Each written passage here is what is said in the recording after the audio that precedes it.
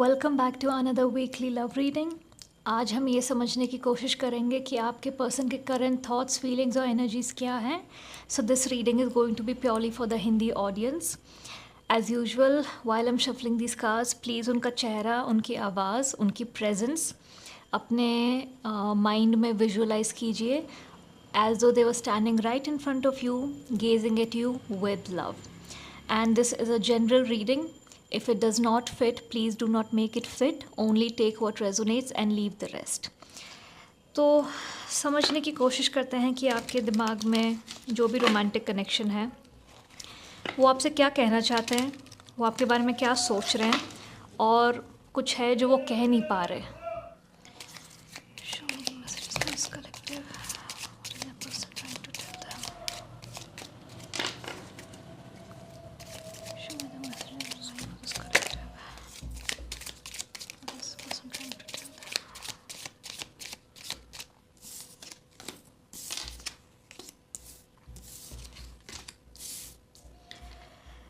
Okay, यहाँ पे मुझे दिख रहा है कि ये कोई तो कनेक्शन था आपका जहाँ पे this person wanted to be more than friends with you, but ऐसा हो नहीं पाया बिकॉज आप शायद उनके लिए सेम फील नहीं करते हैं। ये कुछ लोगों की सिचुएशन है, बट एक और सिचुएशन है जहाँ पे इन्होंने बहुत टाइम लगा दिया ये समझने में कि आप लोग दोस्ती से भी आगे बढ़ सकते हैं, और it was too late for them to realise this. तब तक आपने किसी और को इंटरेस्ट दिखा दिया, आपने किसी और को शायद डेट करना भी शुरू कर दिया, और जब उनको दिखा कि अब ये मेरे हाथ से दोस्ती भी निकल गई है, और जब उन्होंने देखा कि आपका रोमांटिक कनेक्शन किसी और के साथ शुरू हो रहा है, तब उनको वो रियलाइज़ हुआ कि मुझे इस इंसान के साथ रोमांटिक कनेक्शन चाहिए because we'll be really really good together, we get along very well.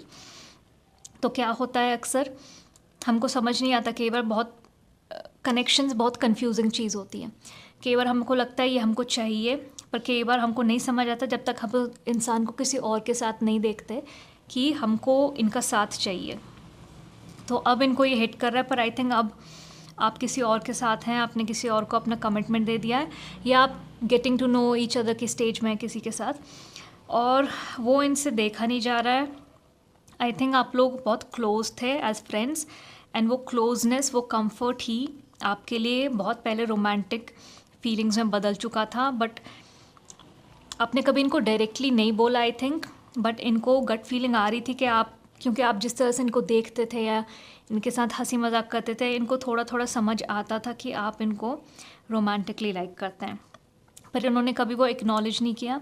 इन्होंने वो बस अपने दिमाग में पीछे बंद करके, लॉक करके छोड़ दिया, और अब वो ताला खुल गया है क्योंकि अब वो देख रहे हैं कि आपको रियलाइज़ हो गया कि ये कुछ करने नहीं वाले, ये कुछ आगे नहीं बढ़ने वाले, क्योंकि अगर वो मुझे रोमांटिकली लाइक करते, दे वुड हैव अप्रोच्ड मी, वो मुझसे बोलते, वो मुझे आस्क आउट करते, पर इनको मुझ में वो उस तरह से इंटरेस्ट नहीं है।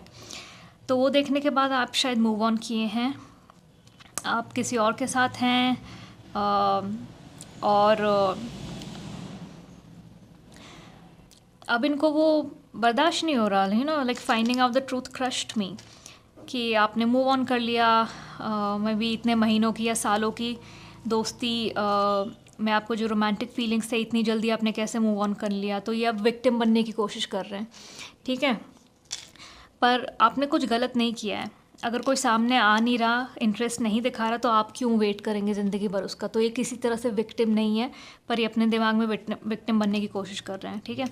अभी उनको हर चीज़ आपकी याद दिला रही है। आई थिंक आप लोग कहीं तो साथ काम करते थे या साथ पढ़ाई करते थे, कुछ तो साथ में था। जिनका सालों का कनेक्शन है, मुझे लग रहा है कि स्कूल कॉलेज की दोस्ती होगी। जिनका महीनों का कनेक्शन है, शायद आप कहीं साथ में काम कर रहे थे, कहीं जहाँ पे बहुत आपकी मुलाकात होती थी हफ्ते में कई बार। अभी उनको हर चीज़ आपकी याद दिला रही, क्योंकि अब आप बिज़ी हो, ठीक है, आप बिज़ी हो, आप अपना काम करते हो, आप निकल जाते हो। पहले आई थिंक आप अपने टाइमिंग्स एक्सटेंड करते थे, ब्रेक्स पे भी इनके साथ जाते थे, जहाँ भी आपको फ्री टाइम मिलता था आप इनसे कनेक्शन बनाने की कोशिश करते थे, क्योंकि आप एक दूसरे की कंपनी इन्जॉय करते थे ऑफ कोर्स। पर अभी आप बिज़ी हो, तो आप अपने फ्री टाइम में जिसके साथ आप हैं, आप उनसे बातें कर रहे हो, उनके साथ चैटिंग कर रहे हो, या लंच ब्रेक्स पे वो आ रहे हैं और आप उनके साथ बाहर जा रहे हो, राइट। तो अब इनको सारी चीज़ें सारी चीज़ों में उनको रिप्लेसमेंट फील हो रही है कि मैं हर चीज़ में रिप्लेस हो गया, अब मेरा कहीं कुछ है ही नहीं, ना ब्रेक्स के टाइम, ना यहाँ वहाँ, ना चिट चैट में। ऑफ कोर्स एक बार कोई दोस्ती में रोमांटिक कनेक्शन आ जाए तो वो वापस दोस्ती में जाना मुश्किल है। तो आपके लिए आपको अब इररिलेवेंट लगता है कि मैं इतना उनके साथ टच में क्यों रहूँ। पहले तो मैं रोमांटिक फीलिंग्स की वजह से इतना कनेक्शन में थी, मैं इतना उनके लिए कर रही थी, मैं इतना एक्सटेंड कर रही थी अपने आप को, पर अभी मैं क्यों करूँ। अभी मेरा रोमांटिक एरिया जो है लाइफ का वो बिज़ी है, कोई है मेरी लाइफ में, they deserve my time, they deserve my presence, and this person can just be a hi bye thing now, because they started as a good friend but they turned into a romantic connection, and romantic connection it's very difficult to go back to friendship. तो आपको कोई interest नहीं है इसको purely friendship की तरह अब रखने में। थोड़ा और समझने की कोशिश करते हैं क्या चल रहा है इस पर्सन के माइंड में। What's going on in this person's mind? What are they thinking about? Show me what they're thinking. What's bad? What's going on in this person's mind? What are they thinking about?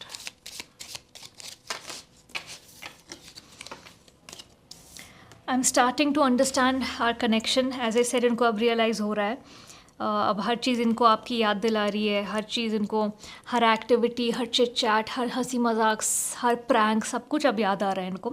But now it's too late. अभी उनको बस बैठ के देखना पड़ेगा कि आपका connection चलता है कि नहीं, then they can step in. या हम ये भी समझने की कोशिश करेंगे क्या ये आपके कनेक्शन में इंटरफियर करने की कोशिश करेंगे, क्योंकि अब अगर ये आके अपने फीलिंग्स कन्फेस करते हैं तो it will be a test for you also कि आपका करंट कनेक्शन कितना स्ट्रॉन्ग है। कि आप ये पुराने कनेक्शन की वजह से भावनाओं में बह के अपने करंट पार्टनर के साथ ब्रेकअप का सोचेंगे, क्या ये आपके दिमाग में चल भी रहा है कि अगर इनको अब रियलाइज़ हो रहा है, if they come back I will leave this person. ठीक है, तो मुझे, क्योंकि ये आपका जो आप जिसके साथ हैं अभी बहुत एक न्यू फ्रेश रीसेंट कनेक्शन है, और कई बार रीसेंट कनेक्शन में भी बहुत जल्दी फीलिंग्स आ जाते हैं, ऐसा नहीं है। बट आई फील कि ये इंसान आपको बहुत एक जम्बल्ड माइंडसेट में छोड़ देगा। मुझे ऐसा फीलिंग आ रहा है ये अभी बीच में आके अपना कन्फेशन डालने की कोशिश करेंगे जब इनको पता है कि आप किसी और के साथ हैं, क्योंकि वो डेस्परेशन, वो अर्ज ये रोक ही नहीं पा रहे हैं।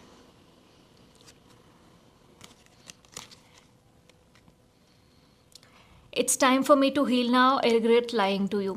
तो कुछ लोगों के लिए आई थिंक ये फ्रेंडशिप एंड होने से पहले या बहुत फॉर्मल होने से पहले, और जब इस दूसरे इंसान ने आप में इंटरेस्ट दिखाया उससे पहले आपके लिए एक डेडलाइन सी थी कि मुझे जाके पहले इससे, क्योंकि मैं इसको पसंद करती हूँ या करता हूँ, मुझे इनसे जानना है कि इनको सच में कुछ नहीं है मेरे लिए दोस्ती के अलावा। सो आई थिंक आप कलेक्टिव में से बहुत लोगों ने एक कॉन्वर्जेसन करने की कोशिश की थी और इन्होंने तब क्लियरली कहा था इनको सिर्फ दोस्ती चाहिए, they just want to be friends. पर अब आप किसी और के साथ हो, so they want to be more than friends. ठीक है, it's time for me to heal now. इनको अब रियलाइज़ हो रहा है आपका कनेक्शन, तो अब ये समझने की कोशिश करें कि was this there in me all along. ये अब क्यों ट्रिगर हो रहा है जब मैं इनको किसी और के साथ देख रहा हूँ, इसका मतलब क्या है? अगर ये सिर्फ दोस्ती होती तो मैं क्यों ऐसे ट्रिगर होता? I would have been happy for my friend, right? तो इनको पता है इनको बहुत हीलिंग की ज़रूरत है, इनको पता है इनको कुछ तो अपने पैटर्न्स चेंज करने की ज़रूरत है। इतनी अवेयरनेस इनमें आई है आपको खोने के बाद, as a friend and as a potential romantic partner, and they regret lying to you. But उस टाइम पर उनको नहीं पता था वो लाई है, वो जानबूझ के झूठ नहीं बोल रहे थे कि हाँ फीलिंग्स हैं पर मुझे कुछ नहीं चाहिए। उनको पता ही नहीं था, उनको समझ ही नहीं आया जब तक उन्होंने आपको किसी और के साथ नहीं देखा कि वो आपको रोमांटिकली पसंद करते हैं। तो उनको बहुत रिग्रेट हो रहा है, उनको ऐसा लग रहा है उनको इस बारे में बैठ के सोचना चाहिए था पहला, instead of just telling you कि नहीं हम सिर्फ दोस्त हैं। और फिर आपने वो उनसे मैसेज क्लियरली ले लिया कि ठीक है हम सिर्फ दोस्त हैं, तो it's only fair for me to give this other person a chance who likes me, who's asked me out, right? उन्होंने एक्शन लिया, उन्होंने एफर्ट दिखाया, so this person deserves my effort, not this person जिनको पता ही नहीं है पहले तो वो क्या फील करते हैं, और जो कोई एक्शन कोई एफर्ट में उनका कुछ इंटरेस्ट ही नहीं है। तो थोड़े और क्लैरिफिकेशन कार्ड्स लेके समझने की कोशिश करते हैं ये इंसान के फ्यूचर एक्शंस क्या हो सकते हैं आपके लिए, आपकी क्या गाइडेंस है इन दो लोगों को लेके।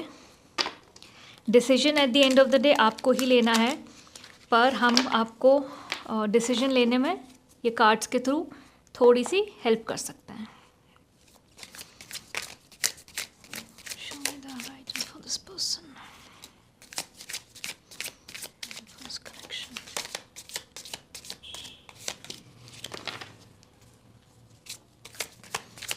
Show me for this future.